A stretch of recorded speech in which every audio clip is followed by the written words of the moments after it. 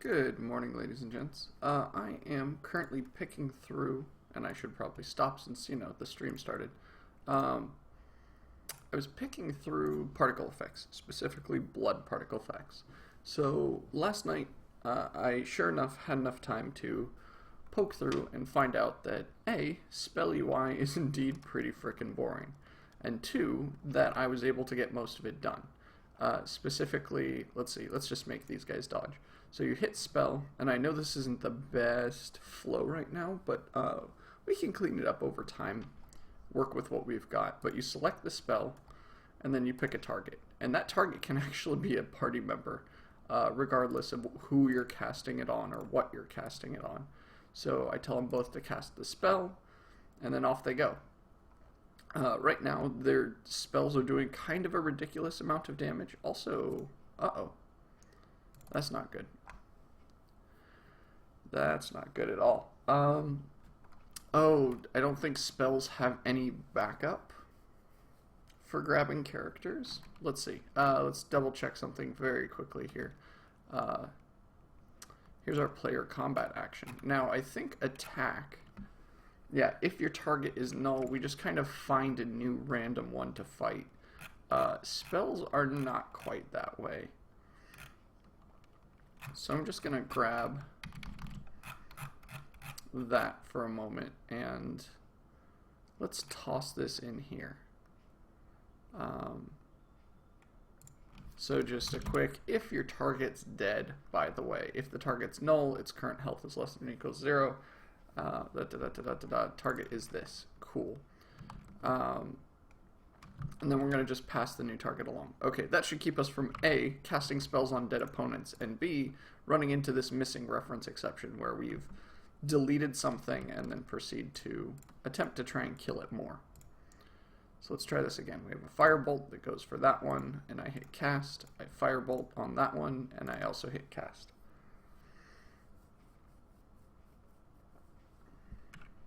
Also, you'll notice there's 0 effects for the players. Or for actually even the bats. Like the bats have animations, but there aren't really effects to take care of. And that we kind of want to handle. Really, really, really. This mage, he's just messing everything up today.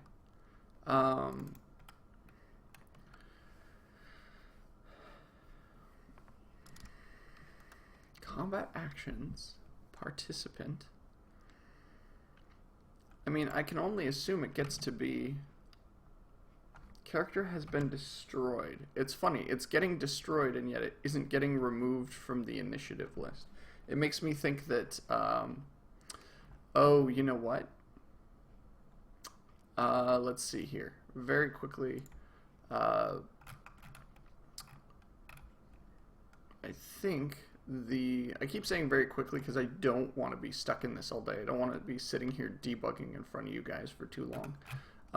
So if I look at the attack action,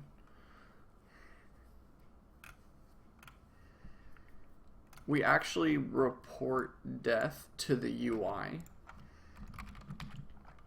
And so what I need to do is do the same thing. I need to also, if target.health, if your current health is less than or equal to 0, I just need to report the death to the UI. Otherwise the UI has no idea that something's dead and that it needs to actually remove the character from the list. That's actually what's happening here. These are all good fixes. I just kind of whiffed the first time when I was taking a shot at some of this. So apparently this is my chance to fix it. Mental's asking, I've seen you doing some editor stuff. I thought maybe you would know this. Do you have any idea how to debug an object that was clicked in the scene view rather than the game view? Unity docs. Yeah, so the Unity docs have very little when it comes to messing with how the editor works, and it's really, really frustratingly thin. Unfortunately, I don't know a ton about it myself. A lot of my work in the editor has been kind of hit and miss. I'll get some of it to work, and then some of it'll be garbage and won't. how do you handle things clicked in the scene view rather than the game view? I thought, and don't take my word 100% on this, but I thought there was, I thought it was an editor utility class that essentially told you when you clicked on things like the scene view, it sent off certain events. God. Yeah, I wish I knew more. I'm sorry, Mental. I really wish I knew more on that topic, but unfortunately that's like one of my big weak spots. I'll see if I can remember anything, but yeah, off the top of my head, all I recall mostly was that there were some events that when you were in the editor you could call out, and that was kind of it. So one thing to note, we can click Heal Wounds here as a spell, and it still asks us to pick a target. So we can actually pick one of these if we wanted, or we can pick our mage, which is kind of neat. I coded in the ability to raycast through the UI, and so part of the raycast is actually checking for UI objects, and then after, if it can't find anything there, that's when it goes for things in the 3D scene. So yeah, it's a nice bam. Cool. Okay, so combat done, and you can see the scene starting to fill out, and then also as I fill it out, I'm attempting to keep everything, you know, very well batched up and moving as quickly as possible, hopefully. It really is a matter of simply just kind of instancing things that are on the map so that we can get as much into that graphics buffer as possible. Okay, so what did I want to get done today? Excuse me. So I know I had a little more UI work to get done in the combat. Specifically, I had these wonderful icons all set up for spells, but then you go in and you click the spell button and there's just nothing. So I wanted to do that, and I think I kind of want to remove some of these buttons until I really plan on making use of them. Let's see. Let's do one thing at a time here. Just to get a little bit of that boring UI work out of the way while I'm on stream, and kind of show you guys some of the innards of how I built this as well. So here's our combat spell UI. We actually, hilariously enough, need combat UI pretty much in place. Otherwise, you can't see the bits and pieces. And then here's our scroll view, viewport, content. Cool. And let's just enable this so we can actually see it, and switch to 2D so it's obvious what we're working on.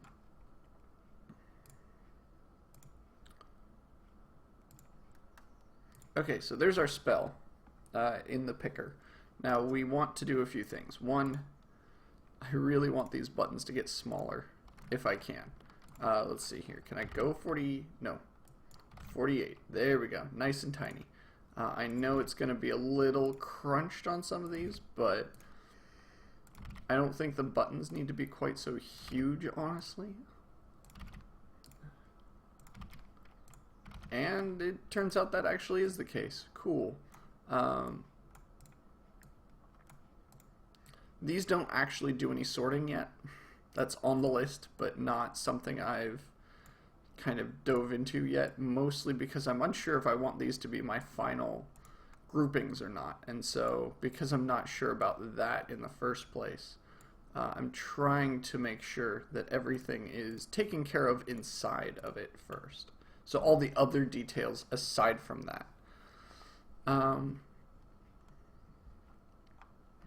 Okay, so instead of just text, right, I actually want this left-hand side to be something like 36 from the edge.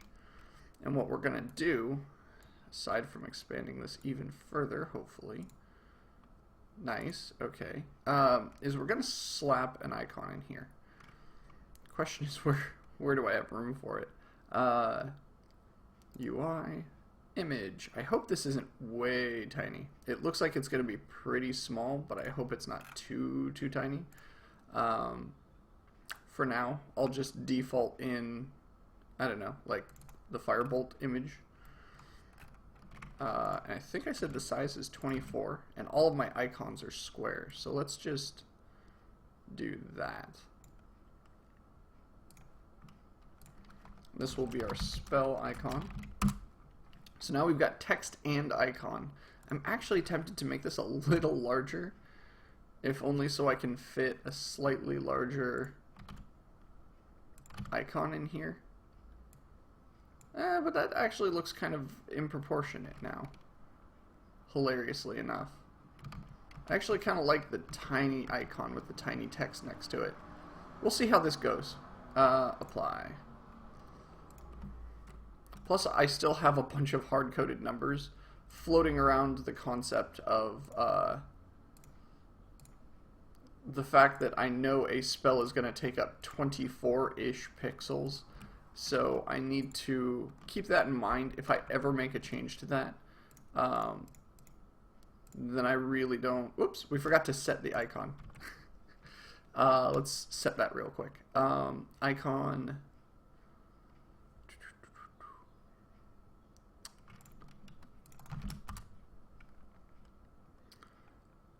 Here's the instantiate call. So here's where I probably am going to take care of this.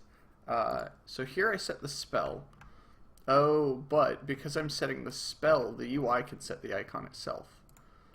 So you'll note inside there's already a start here that takes care of the text. We're just going to do the same thing for the icon. I love it when things line up like that. Now this isn't going to line up, but that's not the end of the world. There it is, the sprite.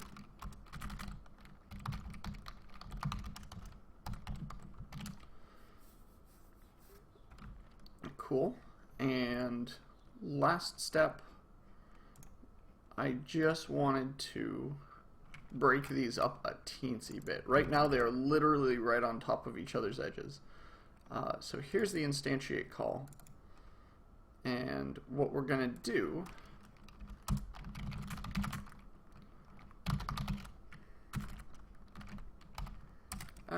you know what? We're just going to add more.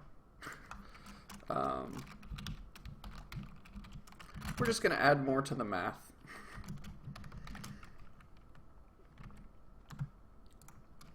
There we go. That should make it a little prettier, or a lot prettier. You attack, you cast a spell. Hey, look at that. We have heal wounds now with a proper icon. Although it looks like it's getting cut off slightly. Even when I scroll up, it kind of is there on the edge, which I'm not a huge fan of. And then Firebolt down below. If I Firebolt that, okay, it's not perfectly synced up, but it's pretty freaking close. At least for now, I don't care. I really need to go through and add more spells, but that's kind of a content thing, and I'm not one for doing content so far on the stream. I try and avoid doing too much content on stream, mostly because content is also... It's not coding, and I like to do coding on the stream when I can. Eventually there will come a point where I will be out of features, and we'll have to just dig through and start doing content stuff.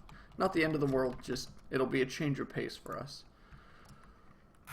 Okay, so we've got that taken care of, and we've got a couple bugs fixed. So I'm going to go so far as to close this down so I can make a commit. And if you guys have any questions, feel free.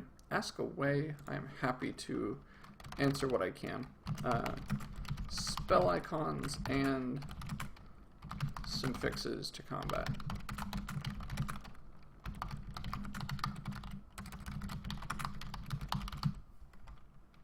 I wonder what commit number we're up to. We are up to 29. Nice. I couldn't help but recently notice that I hit, I think, 825 in terms of followers, which is great. Another, like, step towards that inevitable 1,000, which is kind of like, I don't know why I treat it like such a big thing, but it feels like a big thing, so I'm going to make it a big thing. Let's see here. Okay, other things on the list for today. So, spell icon in combat, done. I'm just going to run my fingers across my whiteboard. party damage and heal effects. That was a neat one that I really wanted to poke at as well today. Specifically in combat when you get hit, I want to see like a oof, like a maybe not quite the onomatopoeia, but like a blood effect and a minus amount of health so that we know that you took damage.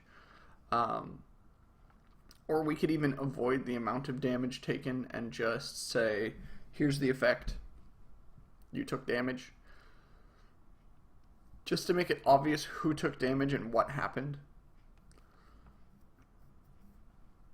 So, I dug around. Found myself a couple blood effects. One I'm a lot happier with than the other. And actually, now that I think about it, oh, what was it? It was I think it's called the juice box. I think there was at one point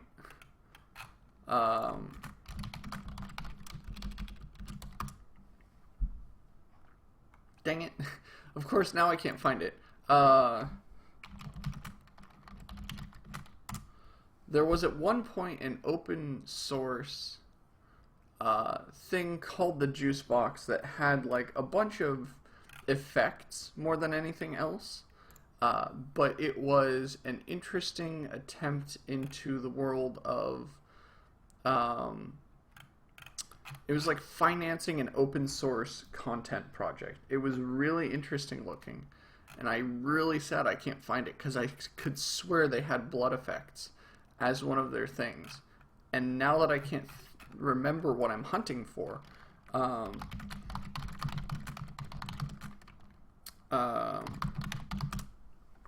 I just feel silly because I know this existed. I know it did pretty well from what I can recall, so I know it exists or should exist somewhere, but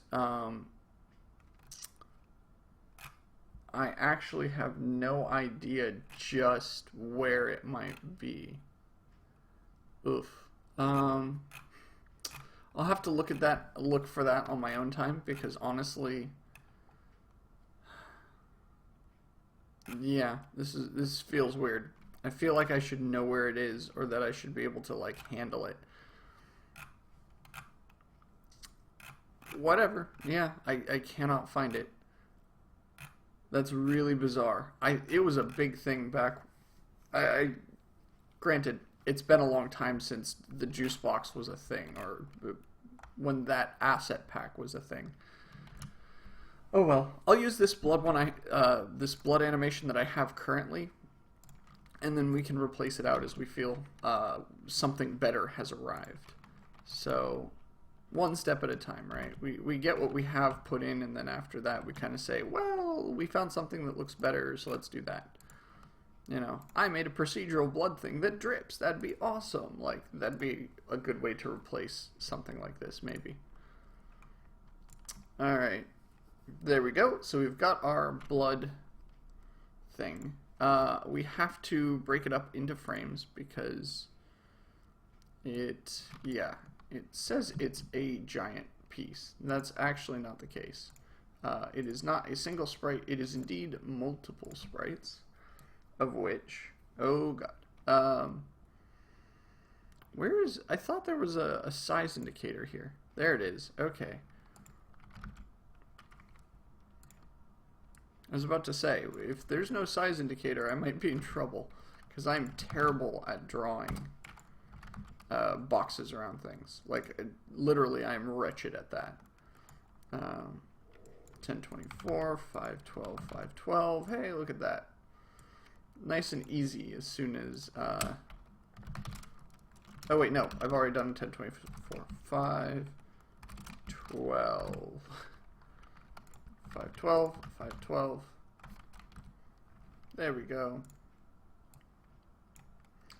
2040. Oh, I'm close. 2048. 512, 512. Great. I kind of missed, it looks like. So, 2048. And then 5. Huh. Okay, cool. Apply. So we've got our blood. Great. So having the effect is one thing. Attaching the effect to things is something else entirely. Probably the easiest way to do it is to leave it as a running... Okay. Unity kept messing with my mouse cursor position, and that was weird. Having it as a hidden attachment to the portrait background might be the easiest way to handle this.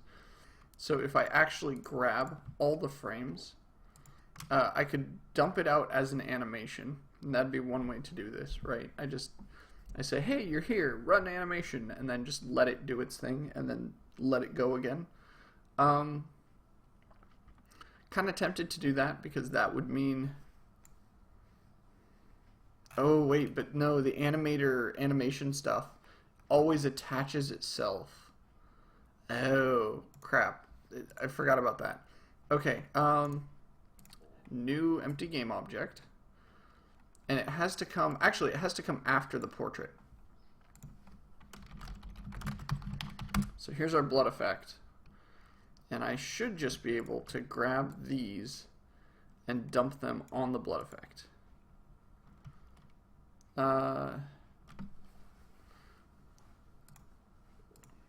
Okay, it looks like it kind of started to understand what I want.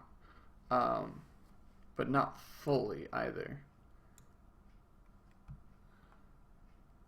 Also, I don't see the blood effect popping up as like a... Oh, it's because it's a sprite renderer and we're inside UI. That's the other issue. Okay. Got it. I understand. So let's get rid of these. Animated UI. I've never actually done a ton of that. At least not using... Let's see. UI transitions. Okay. Animating an image UI with sprite sheets. Oh gosh, it's one of their tutorials. Ugh, never mind. What else do we got?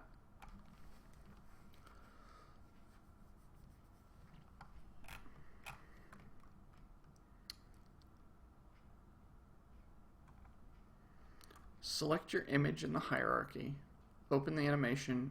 Press add property. Save the animation clip. Add the sprite.image property, and then add keyframes with your sprite. Add keyframes with the different sprites you want. Interesting.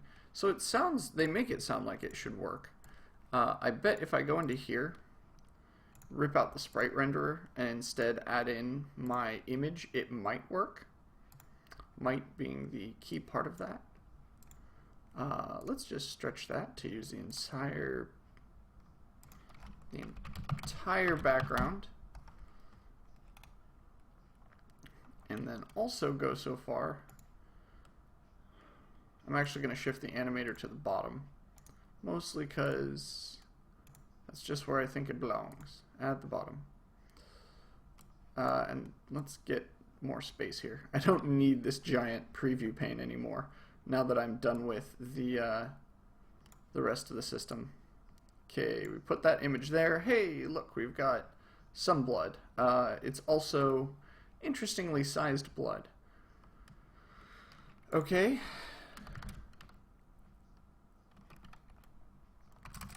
Let's... That might be a little much, but you know what? We're doing it with data, so I don't really care a ton that this is the case. And I think this animator should take care of us. No, he's gonna have that blood stain on his face now.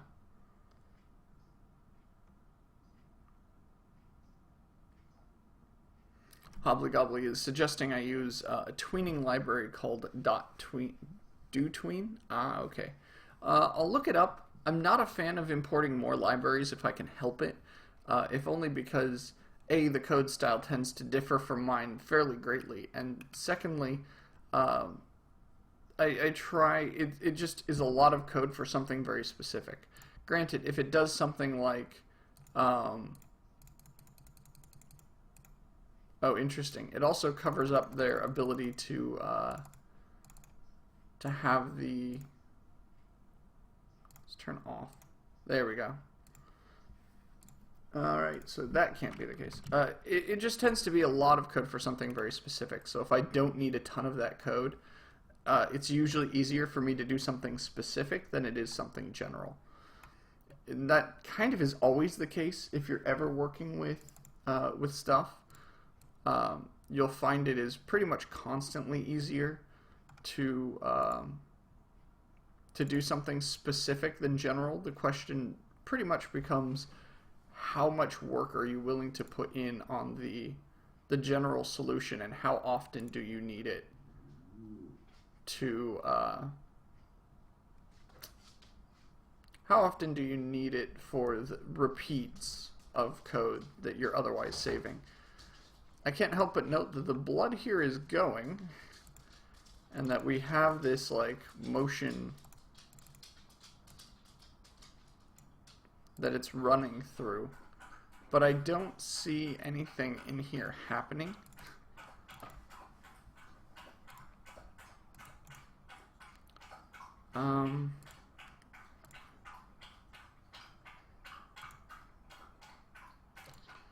Also, in game, obviously nothing is happening here either, so I'm kind of curious if it's setting it correctly or not.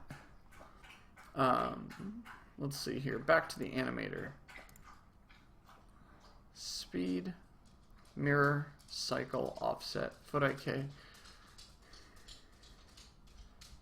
So it's got the motion, and that's great. I'm just unsure about what that motion is doing.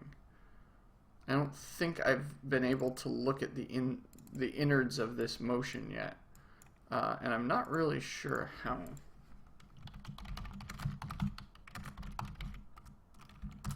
Because I know there's a motion editor, or I could have sworn there was.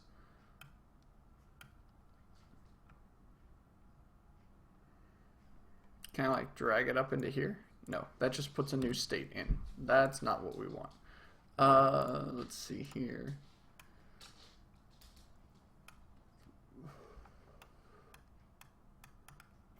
That's funny. I'm seeing a lot of other people's like hand created solutions, which makes me worry that there isn't some solution I will easily be able to make use of.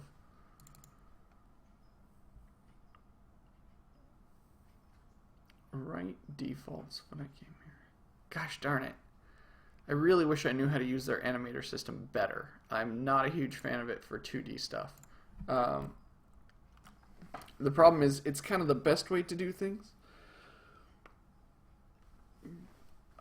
At least it technically should be, right? This is their data-driven format, so there should be some way to control this.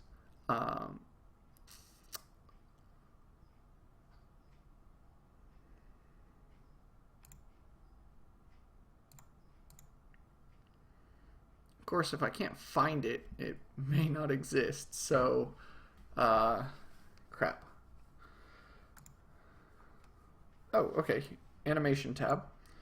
And if I draw, nope.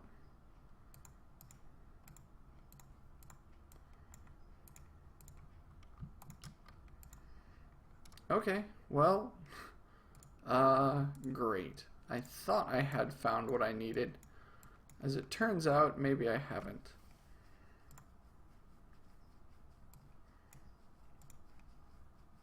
No, not the asset store. So I like how I've got multiple of these controllers. Neither of them are working as I expect them to. Okay, well, fine. How do I want to do this then? I could do this the old-fashioned way. Literally just like make an animation class of my own. And I think that's kind of what I'm going to do for now. Items. We'll just call this animation UI. A UI animator.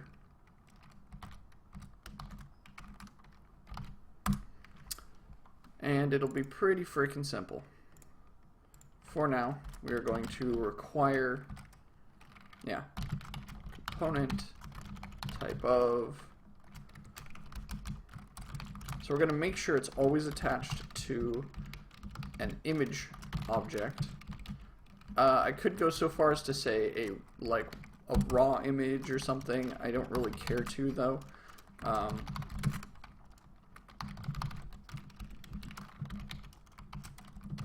There's our animation frames. We've got our animation speed.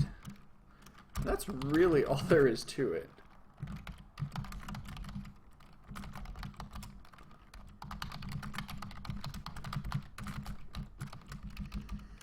Because at this point, everything else, whoops, I forgot the float type declaration there. Everything else at this point is pretty straightforward. If the animation timer, actually let's do a minus equals, it's less than or equal to 0, then the animation timer, we're going to add back in the animation speed, and then we've also got to do the current frame stuff. Excuse me for a moment.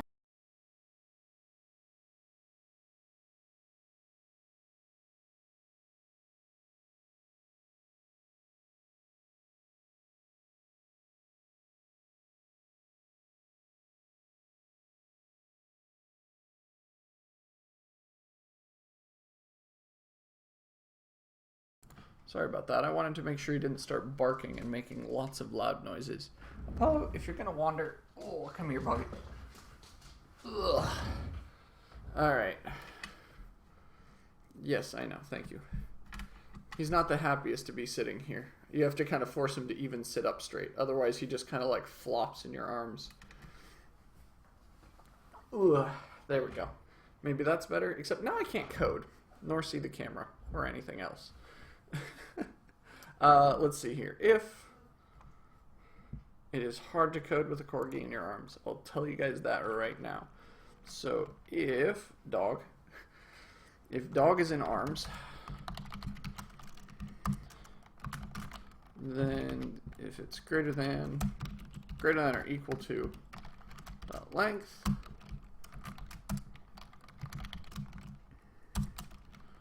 and frames equals 0. Actually, the easier way to do this, and I'm just going to put dog back down. Oh, he's being a wiggly dog. Oh, there you go.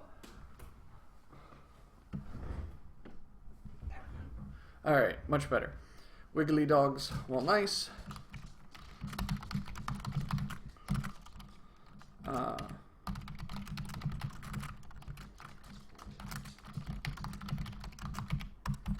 That is actually a lot easier to do. And finally, we're going to get component on our image and set the current frame. So the sprite is equal to the animation frames current frame. Pretty straightforwards. Cool. Looping, and this, I guess this should only happen if looping. So if looping and I still type in Python every once in a while, so the literal word "and" just kind of comes out.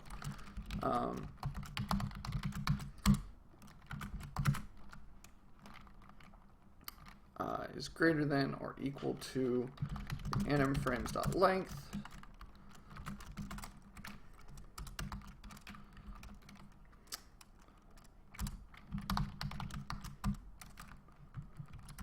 So if we are looping, then the current frame is 0, else enabled is false, and we want to make sure we set this to 0.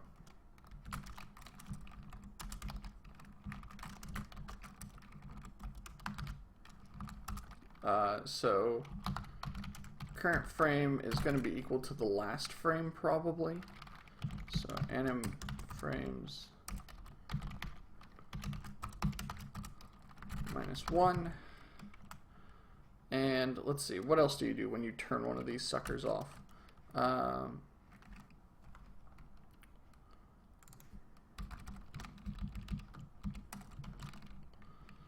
we disable it, we set the current image. Is there anything else? Oh, this should not be a float. This should be an int. Derp.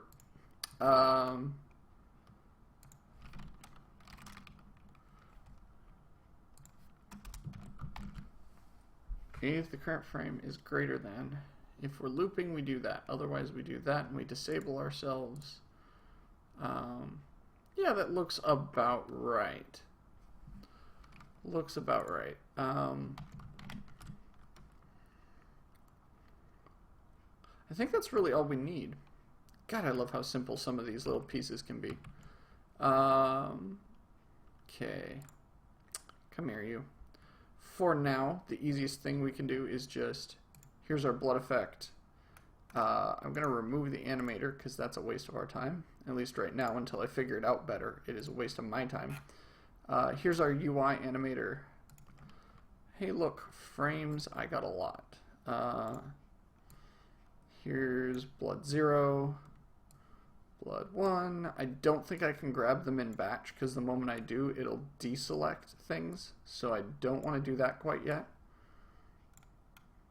Animation speed, let's go with 1 per second. And sure, let's make it looping to start. Okay, we can speed that up.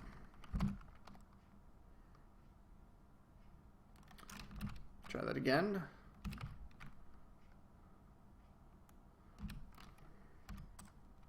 Okay, maybe a little too fast. Too fast. 5. Okay, that looks pretty good. It's a little quick, but there we go. That's good. I like that speed. So 0.1 is the speed I like most. This technically does not loop, in fact. Let's see, what happens when I... Okay, so it probably should also hide its own image. So we say get component image enabled is false. Just turn everything off just to make sure that it's not visible afterwards. Plop, there it goes. Okay, cool. So, one other function I do want to write in here, and I do want to get my markers in as usual.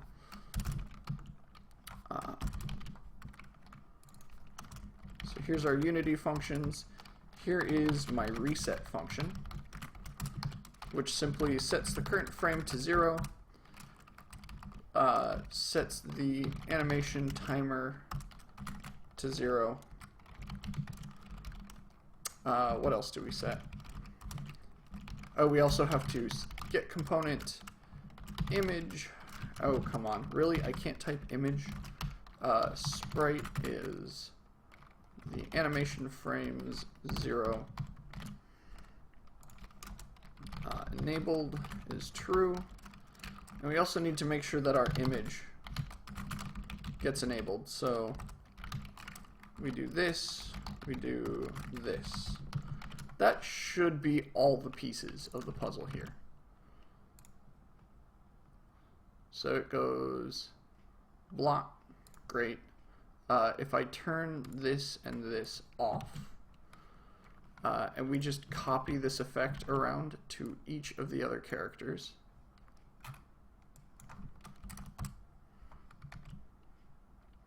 Let's see, there's the portrait background there, portrait background there. Let's put one, you get one, and you get blood, and you get blood.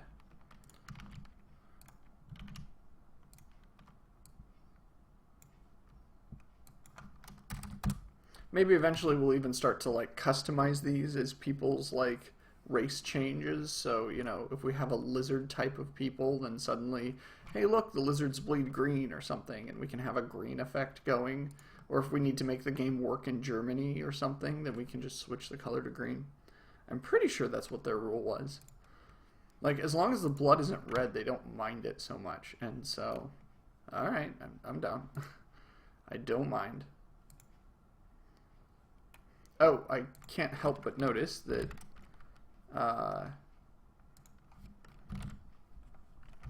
my positioning did not change on any of these. So let's just set these all to -32 across the board. There we go. You are on the lower right, you're on the lower left, you're on the upper right, and you're on the upper left. Great. Okay. So each time someone gets hurt, the combat UI, let's see. Actually, no, not even the combat UI. We don't even have to have the combat UI care. I have this update UI call. I don't think I want to use that though. Inside deal damage, if the damage is greater than 0, then I'm going to get, let's see. Oh, I know what I need. I need to go into my UI root and then find child on this component.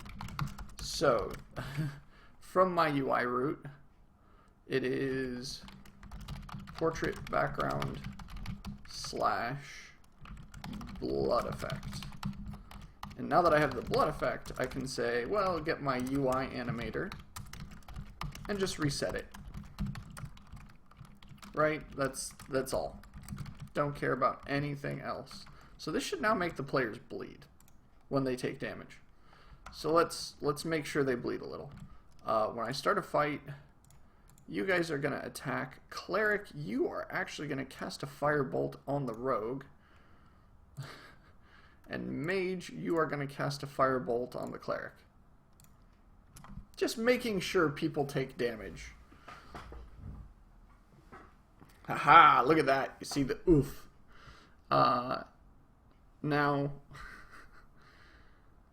it's a little quick. Just a little quick for my liking. I'm tempted to turn down its speed more than a little. It seems to go by so quickly. It's really friggin' hard to see. And I really want this blood effect to, like, stand out. Or at least, you know, make sure that players see it. Otherwise, it's not really gonna...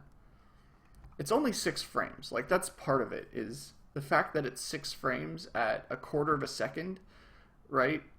Before it was 0.1, so it's literally just over half a second.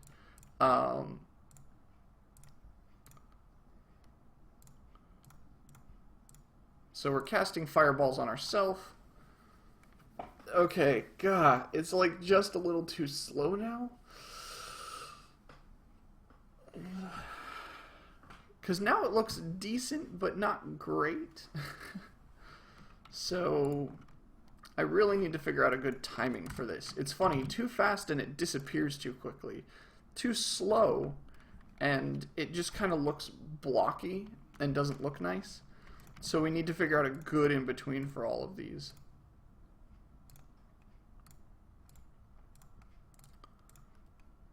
Also, eventually we'll need a heal effect, too. We might even try diving into that today if we have anything of the sort.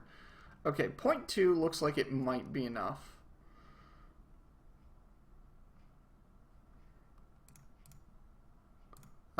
Just might. If you look at the effect on, let's say, the mage, who's going to cast a firebolt on himself as well. People rest. Bam.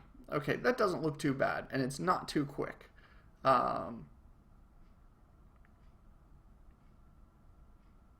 That's not a bad look. I also like how it says hit, and then when it says how much damage it does, that's when it throws the animation out. That's kind of a nice touch for me. Well, I don't know, actually. Part of me kind of wants the hit to be when it lets you know that there's like an indication of damage being dealt. Let's heal wounds on some of these party members since, you know, we can.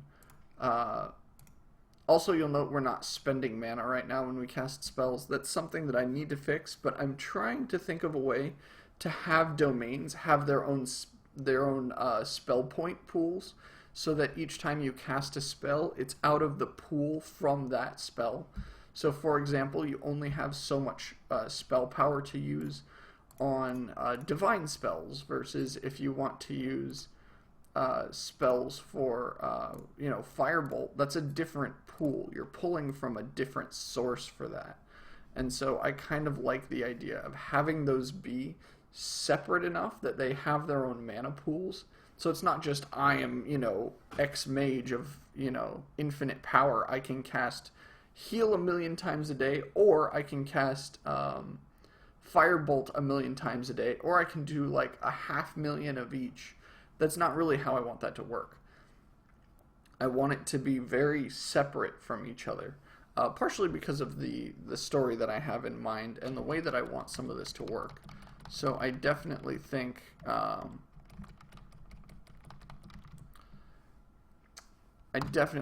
there are ways I should handle this that could do a better job of it. Also, my ambient light looks really dark. I can't help but notice that my ambient lighting is really, really dark. Part of it might be the skybox, but also I'm looking at this and the skybox actually doesn't look like it's too terribly dark, so it makes me wonder if I should turn up my ambient intensity somewhat. Just so when I get into fights, things don't look incredibly dark. Like, these look great because they have a lot of direct light on them. And games like this tend to look best with a decent amount of ambient lighting, if only because that's kind of what the style dictates, right? Seeing details. Once again, this set of tiles continues to befuddle me. Let's see. Close the party UI. Close the party. Let's look at the terrain and un2D ourselves here for a moment. And I can't help but note the way in which this... I also can't help but note that I can't get rid of this silly tree attached to my... Oh, that's why.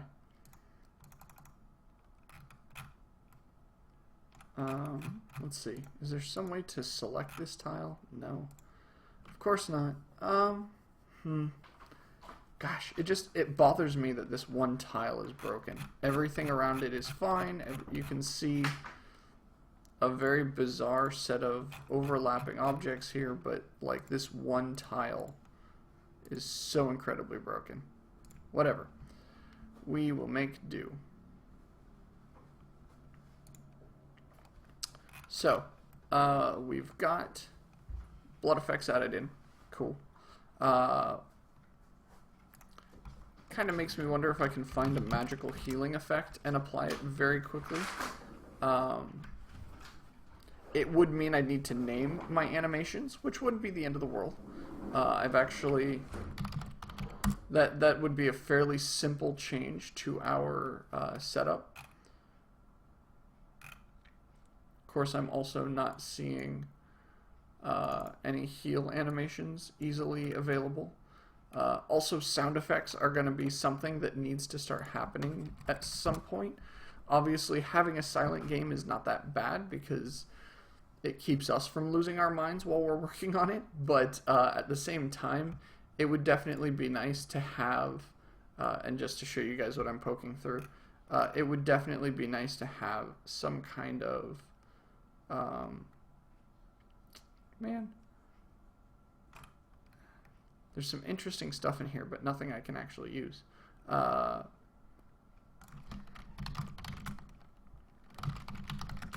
Usually I look for particle effects that lets you know kind of what people expect when they see a healing particle effect.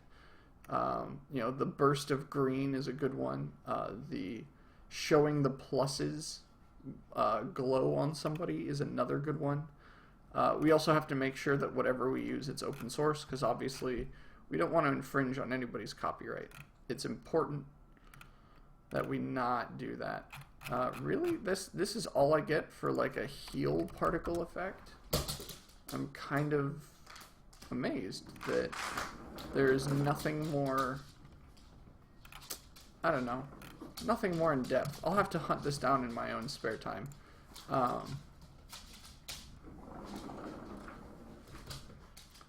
some very cool stuff from various animators, though. There are definitely some neat things in terms of animations that can be done.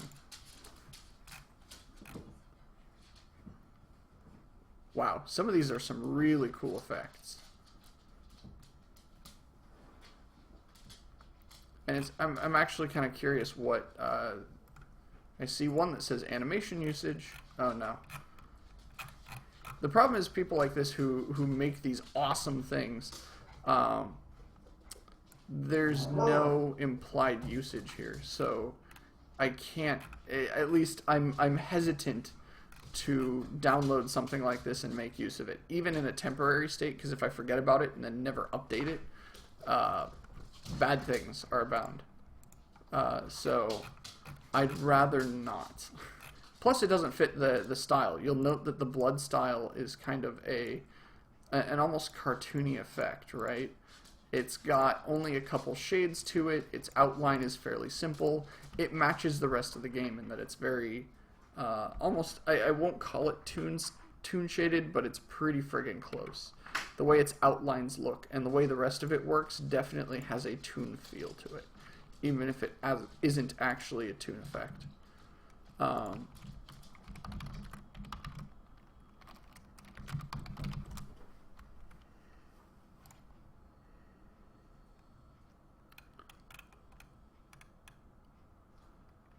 Sigh.